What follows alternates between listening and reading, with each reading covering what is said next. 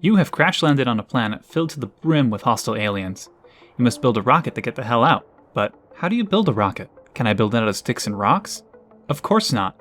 You're going to need a lot of resources and research to even know where to start. Factorio is one of my favorite games, and I want to talk about what it is at its core, and what I specifically love about it. This game can look daunting if you've never played anything like it before, but honestly, it's much simpler than it looks. I don't know how to describe Factorio without it sounding boring. It's a factory game. You automate things. But it's fun, I promise. At its core, Factorio is about solving simple problems. These problems are either created by you, or they organically manifest. I think the thing about this game that scares off a lot of people is they'll see a factory that's already up and running and it's this complicated jumble of conveyors, colors, and train tracks. However, when playing it, every single thing was put there by you to solve a very simple and specific problem. Over time, the factory gets bigger and more complex, but the same principle remains. Solve small problems, find new ones. I think the best example of the mindset Factorio puts you in is right at the beginning of the game. When you start a new game, you're dumped in the middle of nowhere with your burning ship and a mere handful of materials. There are only a few things you can build, but nothing substantial. You'll need to research better options. You'll start with finding a nice patch of a basic material such as iron and chopping away at it. It's slow, annoying, and frustrating. You'll need to build a furnace to smelt the material into something useful. But the furnace needs fuel, so you chop some trees or mine coal, which again, takes time and all your focus. With enough iron, you can make your first mining machine. This one needs to burn wood or coal and will continuously run while it has enough. Great, but you need more.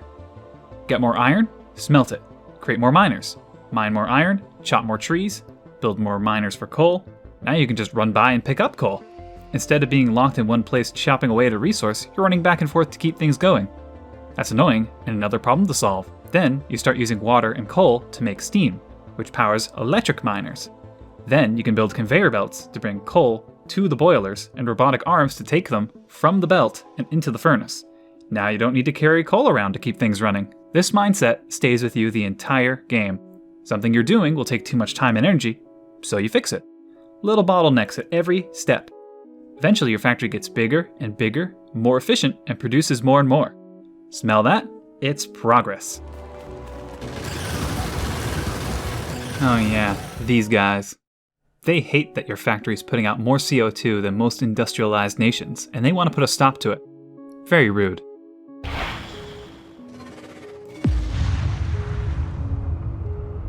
As you build up, you'll be kicking a lot of them out, building turrets and trying to protect your factory. But, as you continue to pollute, they get bigger, nastier, and more will come. You can destroy their bases, but it's dangerous since they can mob you so quick. You need to research to stay ahead of their evolution, and you need to protect your base. Don't get the wrong impression, combat is barely a focus in this game. The aliens only come in small waves, and those only really exist to make sure you haven't expanded too fast or recklessly. Once you build walls, you need to run by to fix them up every once in a while, but generally once you have turrets and conveyor belts with ammo on them, your turrets will be able to dispatch just about everything, even if a few of them are destroyed. Combat only gets intense when you're expanding to a new area and need to clear it out, or if you set up too close to a nest. Then things get really dangerous.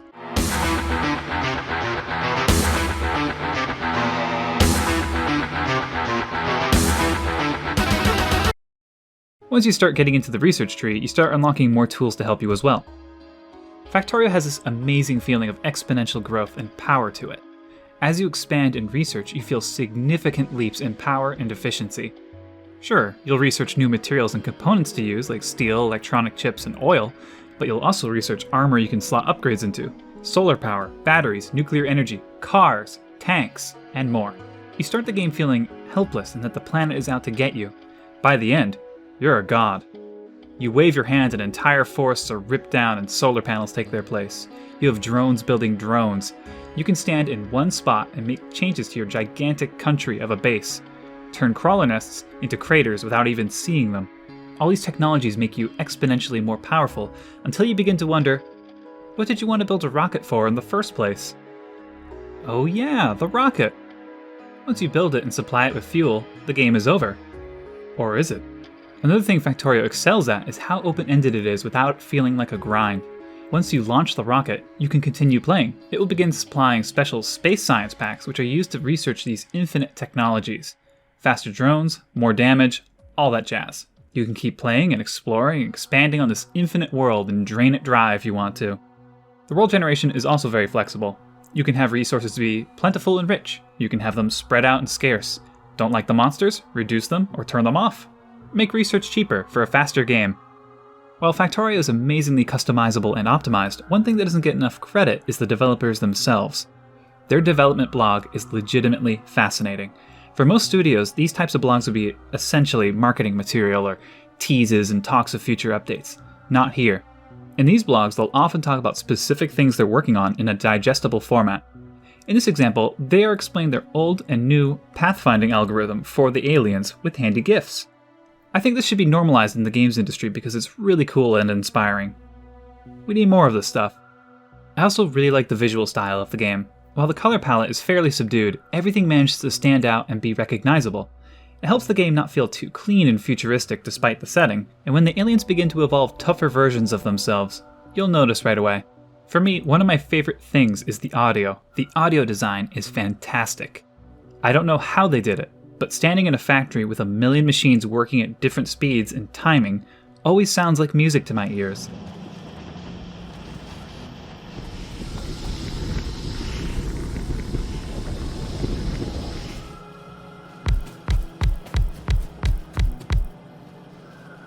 Oh yeah, and the music. It's somber, dark, and unsettling.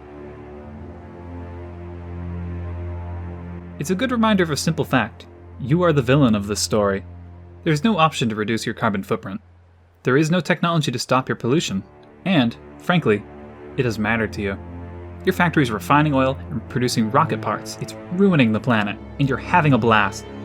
And, like any good villain, you believe you're doing all this for the greater good. Your own survival.